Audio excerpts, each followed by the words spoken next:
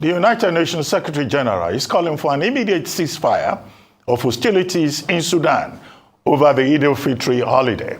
Thousands of people are fleeing the violence in Sudan's capital as a fourth ceasefire fails between the army and the rapid support forces. Several countries are considering evacuating their citizens. Fighting between the rival groups has now lasted a week. The warring sides are blaming each other for violating the truce. They have also refused to negotiate. The World Health Organization says about 330 people have been killed and at least 3,000 injured. Those trying to leave are heading south to Gezira state, where the situation is relatively calm. Others have traveled north from Khartoum to River Nile state, where no violence is being reported. Those who remain are running out of basic supplies. Joining us now on this show to discuss the crisis in Sudan and the implications across the African continent is Professor Bolaji Akinyemi, Nigeria's former Minister of Foreign Affairs. Good morning, Prof. Thank you for joining us on the morning show. Good morning, Dr. Abati. Good morning, Rufai. Good morning, Ayo. And Rufai, next time you are going to disappear, will you let us know so we can give you a long list of what to bring back? We are happy to see you back. Well, Prof, that's a nice one. Even holidays now have implications. That's it. Yes, Prof. Quickly. Good to see you, Prof. Go to Sudan quickly. What do you think we're looking at in Sudan? The two generals don't want to talk. They are not listening to calls for ceasefire, not even during the Eid al-Fitr. What are we looking at? A likely civil war, perhaps. Well, thank you very much for having me on your program this morning. We Africans are back in the news for all the wrong reasons. Usually it is bad weather conditions, it is this, it is that. And now it is two generals killing their own citizens for the sake of power. Let me say this from the very beginning. The only person who is talking about peace is the Secretary General of the United Nations. And I'm afraid he's a bit naive about that, because the two generals are not interested in peace. They are fighting for power. They are fighting for control. They are fighting for who will be the richest man in Sudan, because whoever conquers the other and becomes head of the armed forces is going to have access to the minerals of which Sudan is richly endowed. Now, let's go back to the beginning of these two armed forces. In fairness, we must concede that the Sudanese armed forces is the legitimate one. They have the Sudan Defense Academy. Their officers are well trained. They go through the normal processes and they get promoted when they pass examination. The Rapid Response Force is a collection of thugs, the Janjaweed, who committed so much atrocity in Darfur. They don't get any training. They don't go to any institution. They were recruited by al-Bashir, the former president of Sudan, who was looking for people who would do the dirty work of subjugating Darfur. And so all these untrained civilians were then recruited, were armed, and they subjugated Darfur. And as compensation, he issued a decree recognizing them as a militia. The Rapid Response Force is a militia is not part of the Sudanese armed forces. He needed them as an insurance against being overthrown or being dependent upon the Sudanese army, which has always been the support base of anybody from Numeri's time who wants to rule Sudan. So they became a counterfoil to the Sudanese armed forces. Well, as things will have it, when the civilians then started their movement to get rid of al-Bashir, they had had enough of his dictatorship. The Rapid Response Force cut a deal with the Sudanese armed forces. They teamed up together, they supported the civilians, and they got rid of al-Bashir. This is the second point I am going to make. On this very program, I had drawn attention to the fact that there are times civilians allowed their putative success to go into their heads. I drew attention at that time to Burma and to Sudan, that when civilians overthrow a dictator, they should never forget that it is through the support of the armed forces.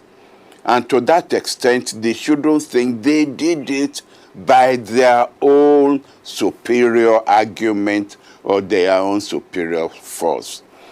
The Sudanese civilians have behaved like spoiled brats. They are not united. I don't even know what their program is.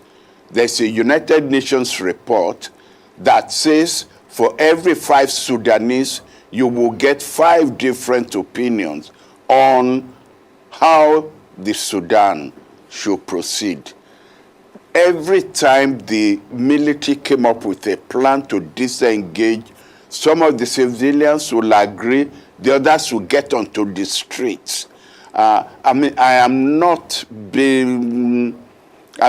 sorry if I sound a bit harsh, but when I now look at all of them running away from the streets, people coming on television and crying, I ask, where were you when these same streets were filled with flags by different groups, professional of medical people, professional of journalists, professional of this, professional of that, confronting the military? And now the military has turned upon itself. And what is the basis of this? They both agree that the Rapid Response Force will be integrated with the Sudanese Armed Forces during the transition. But who will be the commander-in-chief? That is really where the disagreements are. Will it be the general commanding the Sudanese Armed Forces, or will it be the self-styled general who never went to any military school commanding the Rapid Response Force, who will be the commander-in-chief? This is what all this problem is all about. So when people call, that everybody is reading from the same page for peace because of the Eid festival, I'm sorry, the two generals are they know what they are fighting for. They know what they are fighting about. There are about 5 million Nigerians there. When I read yesterday that Nigeria is making plans to evacuate Nigerians who are in the Sudan, I said 5 million? Because you see, the Sudan had always been the middle point of Nigerians in those days who were going across the desert to Mecca. Some got as far as the Sudan and couldn't go any further, so they stopped and settled there. Some got to Mecca. On their way back, they couldn't proceed any further. They stopped in the Sudan and settled there. So there are about 5 million Nigerians, Yes. and whatever affects Sudan. Because if Sudan disintegrates, we are going to get a spillover of refugees or immigrants or whatever you want to call them, flowing across Chad and flowing into northern Nigeria. And these people will be some of the rapid response forces, again, who will be well armed. If you remember what happened to us after Gaddafi was overthrown in Libya. Yes. So to that extent, what is happening in Sudan should be of paramount interest to us in Nigeria. Absolutely. Thank you very much, Professor Akinyemi, because my question was going to be around foreign interest, interventions, and your assessment of how well this has played out or affected the war or what's going on in Sudan. As you rightly mentioned, there could potentially be a spillover, and it wouldn't bode very well for countries, neighboring countries, including Nigeria. However, there are also interests from other countries. We know that gold, which is the highest exported mineral in Sudan, is of interest to countries like Saudi Arabia, to Russia, to the United States. How do you assess their response so far, and do you think they could do more in managing the crisis in Sudan? Ayo, thank you very much for that question. Actually, that's one factor that was missing in my analysis, which I should have included. The Rapid Response Force has become, if you like, the Arab or African mercenary force in that part of the world. They are paid by Saudi Arabia to come and fight in Yemen. So you have some of the Rapid Response Forces Brigade fighting in Yemen on the side of Saudi Arabia. Fortunately, and thank God, that Yemen war is winding down. And that again frees those who had fought there to become engaged somewhere else. You'll be surprised to also know that the European Union is also paying the Rapid Response Forces elements to patrol, you see, the southern part of Sudan juts into the Sahara Desert. It's a vast area, not controlled by anybody. So the European Union pays the Rapid Response Force to use its forces to help control immigrant flow from south of the Sahara, trying to get to the Mediterranean and trying to get to Europe. And they don't care how the Rapid Response Forces, handle that assignment. They can kill the immigrants, they can turn them back, they can do anything as long as they stop the flow. So they pay them. Then the Rapid Response Force controls, as you have rightly pointed out, areas of gold, diamond, lithium, and what have you, which are actually present in Darfur and in the western part of Sudan. The general controlling the Rapid Response Force exports these minerals and to wherever they are wanted, whether it is in Russia or Europe or India, wherever.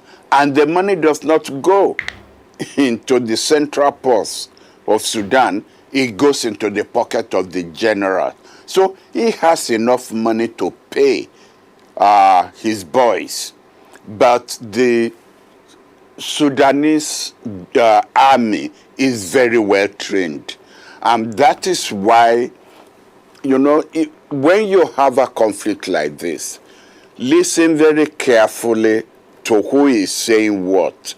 Whoever is calling for intervention and peace is because he's losing the battle.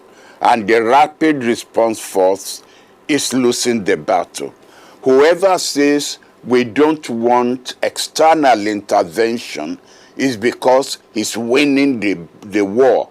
and the general of the Sudanese armed forces is the one telling the United Nations Secretary General, we don't want external forces, we don't want external intervention. The Sudanese themselves can handle this matter, is because he is the one who is on top right now. You know, we need to be careful in making our judgments and our assessments. It's not because people are bloody-minded. When you call for a ceasefire, the combatants know that each side is going to use the ceasefire to regroup, re-strengthen its own section of the armed forces, and start the battle after the 3 days of Eid or 1 week of the ceasefire. Therefore, they are not stupid to allow a ceasefire when there are no agreements on the basic issues, that are involved. But unfortunately for Sudan, there are so many external forces that have never left Sudan alone. Egypt has never left it alone. Egypt is on the side of the Sudanese armed forces. That's never left it alone. I've pointed out the European Union. I've pointed out Saudi Arabia. And believe me, where Saudi Arabia is involved, don't look too far for Israel.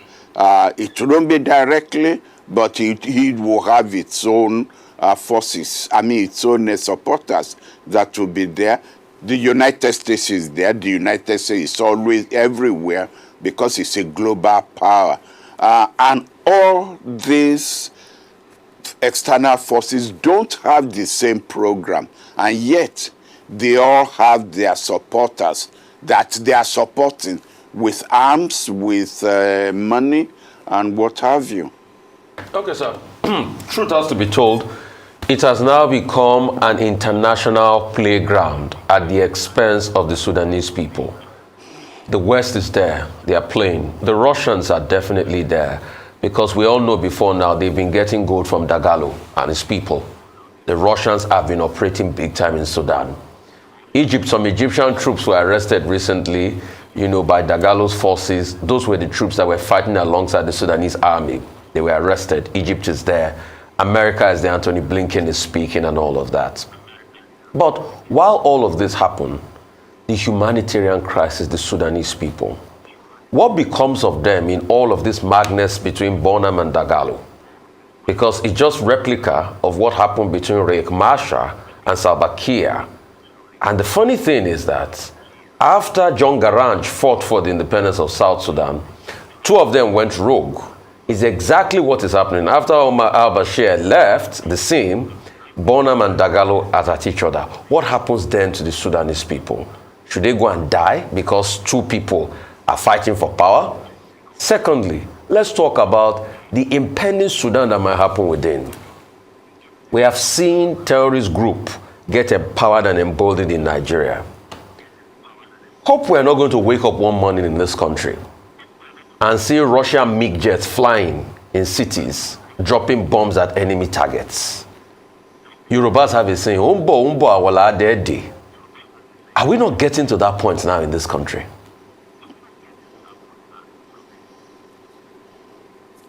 Thank you, Rufai.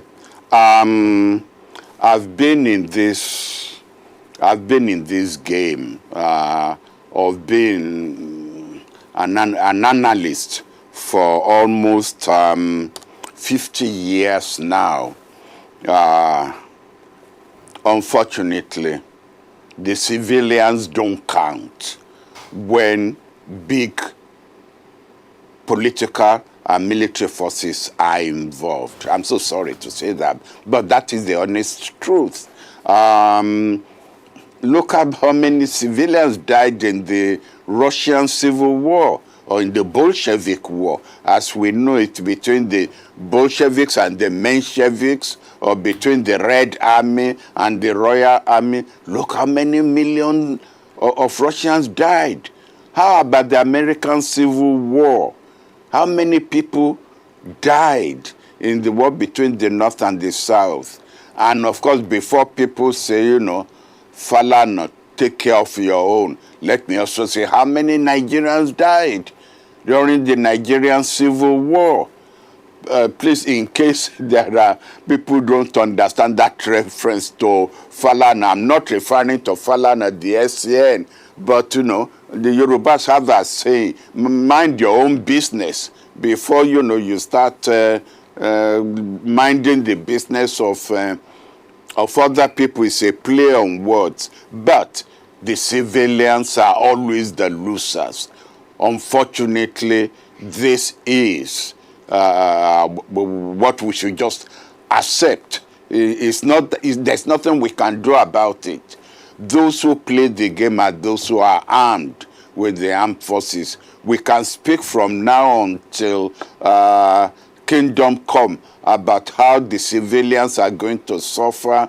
They will always suffer. But in this case of Sudan, the civilians are not innocent, as I have pointed out in my earlier remarks. Because, as I said, they've behaved like spoilt brats, always on the streets, always dividing among themselves. If I have to tell you what happened, you know, in the days of Nadeko, the division amongst us as different groups came in with their own agenda, I've always held that, you know, God was just on the side of just on the side of Nadeko.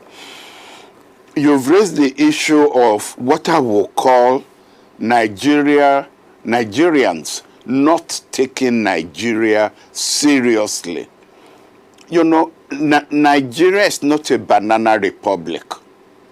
Nigeria has so many resources, and there are so many international vultures who have their eyes on these resources and who know that because, again, of the cleavages amongst ourselves, we are not serious about protecting our resources. There are several sections of Nigeria that will rather form alliances with external forces to get a crack at these mineral resources, just to prevent, you know, any other party in Nigeria from having access to it. They will even in any case, our definition of Nigeria is still one that we need to settle. We need to sit down around a table and have a good conversation among ourselves. We tried it at the 2014 National Conference, because it is when every sector of Nigeria has a share of the cake, not only in cutting it, but in making it, that all Nigerians will then see that they have a vested interest in keeping outsiders out. But a situation where it's only, or there's this perception that it is only a section of Nigeria that decides who bakes the cake, who does the distribution, then there will always be people who will prefer to deal with non-Nigerians. So you are right, but we're not taking ourselves seriously. I am one of those, and my students from University of Ibadan in the 70s who are now retired, they keep in touch with me, and they keep reminding me that, sir, from the 1970s, you've been saying that, you know, Nigeria could be a regional actor, but when would this be? And I said, well, I mean, it's not. When I was a minister, I tried my best, and yet I know the kind of flack I got from, surprisingly, Nigerian students, Nigerian lecturers, that I was thinking too big for Nigeria, and I should have my head examined. But I'm not going to give up on Nigeria. Nigeria is just too big for us to allow it to go to places. For each one of us, we have something to gain in resolving the problems that face Nigeria. And we should learn the lesson of Sudan. We should learn the lesson of Ethiopia, how they tried to set up Tigray versus the Ethiopian government. And we should learn the lesson of how people set up Africans against each other before again they come back to Nigeria to have a crack at us. Well, Prof, Japan, Uganda, Tanzania, these are countries that are already evacuating their people out of Sudan. Now, the Nigerian embassy in Sudan says it has opened a register. Over 1,000 Nigerian students are ready to be evacuated. The embassy says it's monitoring the situation and that it's not ruling out evacuation. For how long should the government of Nigeria continue to monitor the situation before evacuation begins? What will be your advice, both to the foreign ministry and the embassy, the Nigerian embassy in Sudan? Well, I think that if we are just going to put the plan into operation, it's a bit late. As I said earlier, we have about 5 million Nigerians in the Sudan. Any embassy worth its salt, faced with that, should have had a plan of evacuation in place. Now, I'm not blaming the embassy because I know the problem facing all our embassies: lack of resources, lack of funds from headquarters. It's possible that the ambassador might have sent in a blueprint 3 years ago and he got no reply from the headquarters. That's really what tends to happen. But now in this case, it's actually between the Ministry of Foreign Affairs and Dabiri's Diaspora Commission.